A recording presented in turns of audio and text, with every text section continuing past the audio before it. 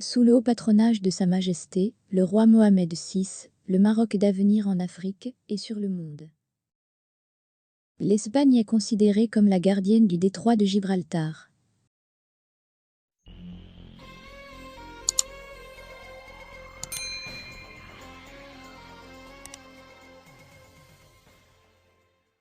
Depuis l'Antiquité, l'Espagne est considérée comme la gardienne du détroit de Gibraltar, qui sépare l'océan Atlantique de la mer Méditerranée.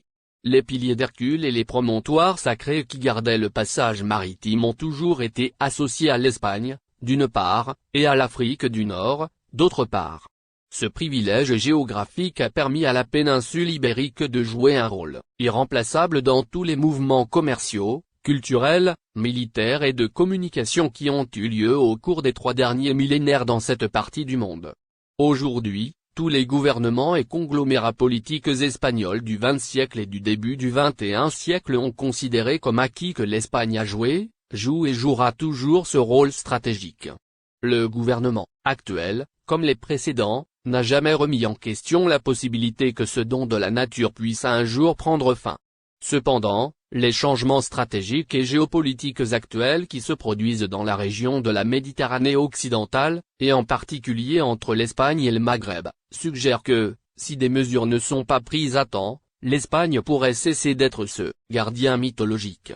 Jusqu'à la semaine dernière, chaque fois qu'un porte-avions ou un navire stratégique de la marine américaine traversait le détroit de Gibraltar, il était accompagné de navires de guerre de la marine espagnole.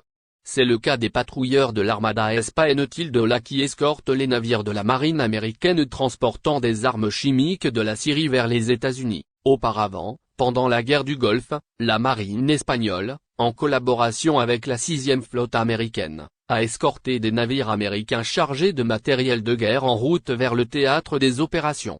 Ce n'était pas le cas du porte-avions russe Amiral Kuznetsov lors de son passage dans le détroit de Gibraltar, qui était escorté par la marine britannique. La surprise est venue, cette semaine lorsque le porte-avions américain à propulsion nucléaire Usarit Truman a traversé le détroit de Gibraltar escorté par la frégate marocaine Al Ben Abdallah, reprenant le rôle précédemment joué par la marine espagnole. Cela a été une grande expérience pour notre équipe de navigation de travailler aux côtés de la marine royale marocaine, a déclaré le contre-amiral Curanzo, commandant du groupe aéronaval.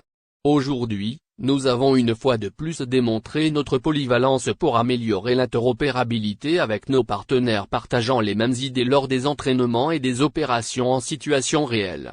Pour le contre-amiral Ranzo, la coopération avec la marine marocaine à travers le détroit de Gibraltar démontre le solide partenariat maritime avec le Maroc et son engagement envers le droit international.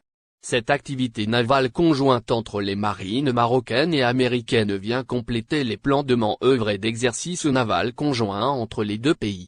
On peut également y voir un rappel à l'ordre de Washington au gouvernement espagnol, suite au retrait des forces d'intervention rapide de l'Afrique comme de la base espagnole de Mort au accent aiguën, vers la base italienne de Vicenza, dans le nord de l'Italie, située beaucoup plus loin du scénario de guerre hypothétique au Sahara et